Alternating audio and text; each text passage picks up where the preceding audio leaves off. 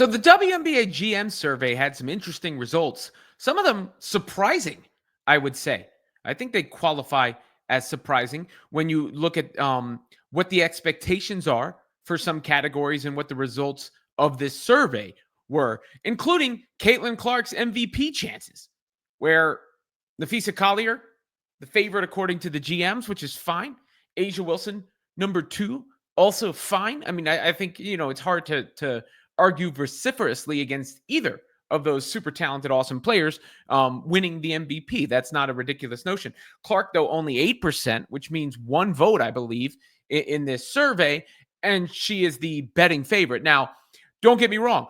Betting favorite also means that takes into account what the public is betting on. So lines are made in that regard, how the public is betting. So, the public may not be in line with the GMs. And I'm not saying any GMs are out here with an axe to grind. Everybody's human. So there's perhaps a chance that some folks in front offices have the same feeling that others did about one player being promoted too much around the rest of the league. But their job is to put teams together and assess players. So on the whole, I'm assuming that's just what they truly believe. I think that's underestimating Caitlin Clark and what she's going to be capable of and what she's going to do this season, particularly with her improved three-point shot, which I expect to see on top of what she did last year. But maybe this is the sort of thing that puts a chip on her shoulder and motivates her even more, because I do believe Caitlin Clark is going to have an MVP type season, and I would be one of the people in the public. Now, there was some other results, like who is the best point guard. The fact that Clark is split with Chelsea Gray, that feels more like a career distinguishment to me, same as best passer. But Chelsea Gray was great and unrivaled. Basketball IQ, same thing. Now, which player would you want taking a shot with the game on the line? The respect for Chelsea Gray is there. I mean, that is clear. I think Chelsea Gray's a great player. She makes some awfully saucy, flashy passes. I think Caitlin Clark's court vision is as good as any basketball player I've ever seen, man or woman. In the LeBron, Jason Kidd, Steve Nash, Magic Johnson kind of category. But I was surprised to see those results.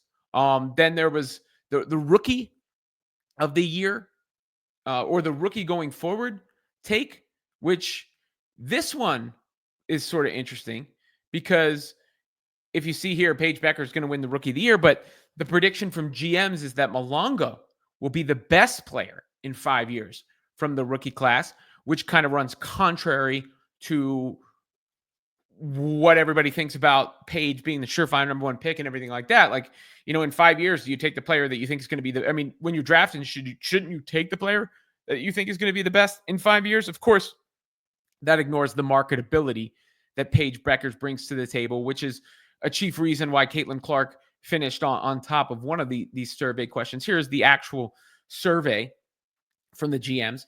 Which team will win the 2025 WNBA Finals? Minnesota is number 1, 60%. New York, 20%. Indiana, 10%. Vegas, 10%. Those are the consensus top 4 teams. I think, again, the Fever have a better chance than 10%, but I can't be mad at those 4 teams being voted. Who will win the MVP? I also can't be mad at Collier in a revenge season coming out on top. I'm just surprised at the lack of votes for Clark. Not that she's not first, but the lack of votes for Clark. If you were starting a franchise today and could sign any player in the WNBA, who would it be? Obviously, it's Clark. Obviously, the off-court stuff factors into this question and this response and why it came out the way it came out. Which player forces opposing coaches to make the most adjustments? Asia Wilson and then Caitlin Clark. Caitlin Clark running second here is a little contrary to the rest. Like, why wouldn't Collier force more adjustments if she's going to be the MVP, unless you're thinking of the defensive factor, which also we always have to remember to pay attention to. Which player is most likely to have a breakout season? Satu Sabali.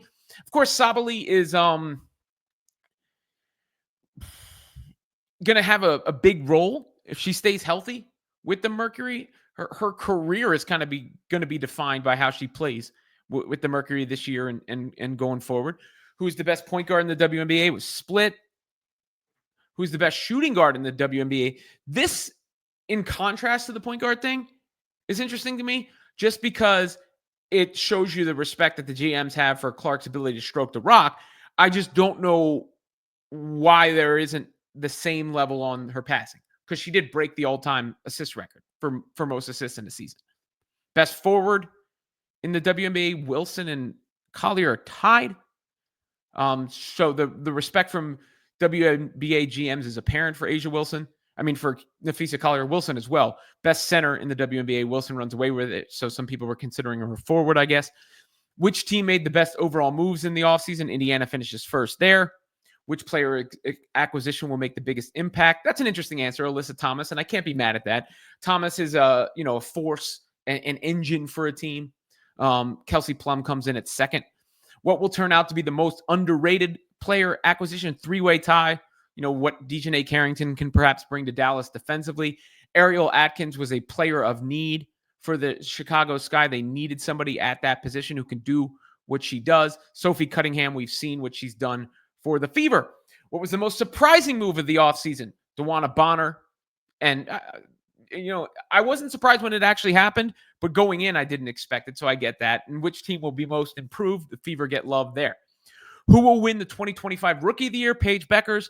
Which rookie will be the best player in 5 years? Malanga, that's when I pointed out. Which rookie would be the biggest steal? There's a three-way tie there. Michaela Timpson getting some love. Who is the best international player in the WNBA? Jonquel Jones, of course, the finals MVP. France having the most talent makes sense. They were in that gold medal game, right? Who is the best defensive player? Collier wins there. Best interior defender, Asia. Best perimeter defender, Dejanay. Best defensive team, Minnesota. Best coach, Cheryl Reeve. Can't argue with that. Cheryl Reeve sweeping these coaching awards. Which new coach will make the biggest impact? Stephanie White. Chelsea Gray is really respected by WNBA GMs. In my arguments against it, I cannot fail to note that. That is an important thing to note. The respect Chelsea Gray has garnered from WNBA GMs cannot just be pushed to the side. Which two teams will lead their conference in the Commissioner's Cup to reach the championship game? Minnesota and New York. Indiana will be the most fun team to watch. Most athletic player, Kalia Copper. Then some of this feels like I got to these things before, but there you have it. The WNBA GM survey. And I think, again, Clark is the type of athlete who will never say or speak ill of something like this, but who will use it as motivation and use it as a chip on her shoulder going forward. So all in all, probably a good thing for Indiana Fever fans, and, good content from the WNBA putting out this GM survey with the season approaching. And everybody's entitled to their opinion, and these people get paid to have these opinions. So you have to give them some validity, even if you disagree. And some of those I definitely disagreed with.